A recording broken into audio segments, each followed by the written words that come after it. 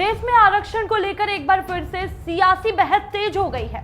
चिराग पासवान के आरक्षण को कभी खत्म ना किए जाने वाले बयान के बाद अब कांग्रेस अध्यक्ष मल्लिकार्जुन खड़गे ने सरकार पर बड़ा आरोप लगा दिया है। खड़गे का दावा है कि आरक्षण खत्म करने के लिए संविधान बदलने की जरूरत नहीं है, बल्कि सरकारी नौकरियों के मौके कम करना ही काफी है। उनके इस बयान ने सियासी पारा और बढ़ा दिया है। नमस्कार, मैं हूं प्रियांशी, आप सभी का हेडलाइन फोकस न्यूज में स्वागत है। मल्लिकार्जुन खड़गे ने सोशल मीडिया पर एक लंबी पोस्ट के जरिए केंद्र सरकार और बीजेपी पर निशाना साधा है। उन्होंने दावा किया है कि 2015 में केंद्र सरकार में करीब 4.21 लाख पद खाली थे, जबकि 2024 तक ये संख्या बढ़कर 8.24 लाख हो गई। खड़गे ने रेलवे के करीब 2.40 लाख, डिफेंस में 2.41 लाख और गृह मंत्रालय में करीब 1.10 लाख पद खाली होने का दावा किया है। और उन्होंने आरोप लगाए हैं कि सरकारी पद खाली रहने से आरक्षण का फायदा मिलने वाले लोगों के लिए नौकरी के अवसर भी कम हो जाते हैं। कांग्रेस अध्यक्ष ने सार्वजनिक क्षेत्र की नौकरियों और ठेका व्यवस्था को लेकर भी सरकार पर सवाल दाग दिए हैं। उन्होंने दावा किया है कि पीएसयू में लाखों स्थायी नौकरियां खत्म हुई हैं और ठेका कर्मचारियों की हिस्सेदारी बढ़ी है। खड़गे ने इसी आधार पर बीजेपी पर आरक्षण को कमजोर करने की रणनीति अपनाने का आरोप लगाया है। उनका कहना है कि अगर सरकारी पद खाली रखे जाएंगे तो पीएसयू में स्थायी नौकरियां कम होगी और स्थायी रोजगार की जगह ठेका व्यवस्था बढ़ेगी और इसका सीधा असर आरक्षण के अवसरों पर होगा। खड़गे ने इसे सिर्फ रोजगार का मुद्दा नहीं बल्कि सामाजिक न्याय का सवाल भी बताया है।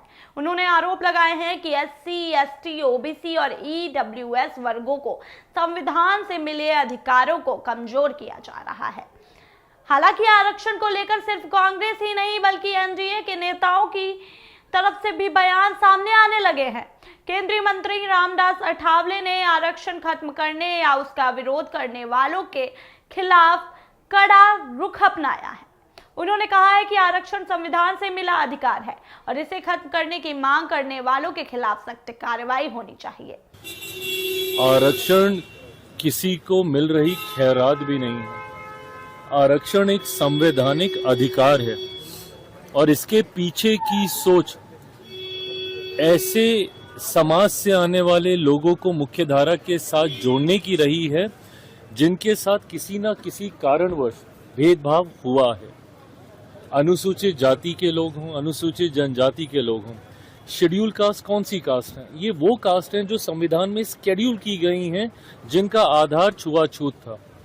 उनको आधार बनाया, उनको शेड्यूल किया गया और उन कास्ट को आपने आरक्षण देने का काम किया। इसी तरीके से शेड्यूल ट्राइब्स है, ये वो कास्ट हैं, ये वो ट्राइब्स हैं जिनको शेड्यूल किया गया है, जिनका रहन सहन, बोलचाल, वेशभूषा सब अलग है, अपने तरीके से है।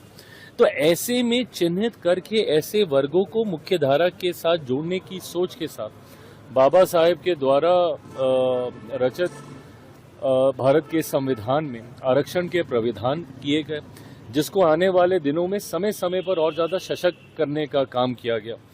और आज की तारीख में इवन ऊंची जाति से आने वाले गरीब वर्ग के जो लोग हैं उन तक को आरक्षण का लाभ मिलता है।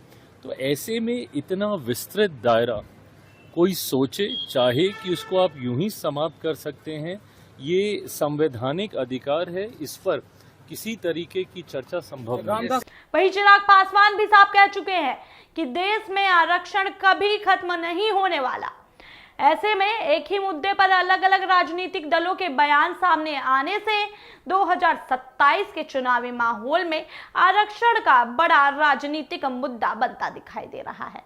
अब सबसे बड़ा सवाल यही है कि क्या आरक्षण को लेकर सिर्फ बयानबाजी हो रही है या फिर सरकारी नौकरियों और रोजगार की बदलती व्यवस्था वाकई में इसके असर को बदल रही है। यह मुद्दा आने वाले दिनों में यूपी समेत देश की राजनीति में बड़ा सवाल बन सकता है। फिलहाल इस क्रम में क्या कुछ होगा वो जानने के लिए आप बने रहिएगा हेडलाइन फोकस न्यूज के साथ। मैं थी आप सभी के साथ प्रियांशी मिश्रा।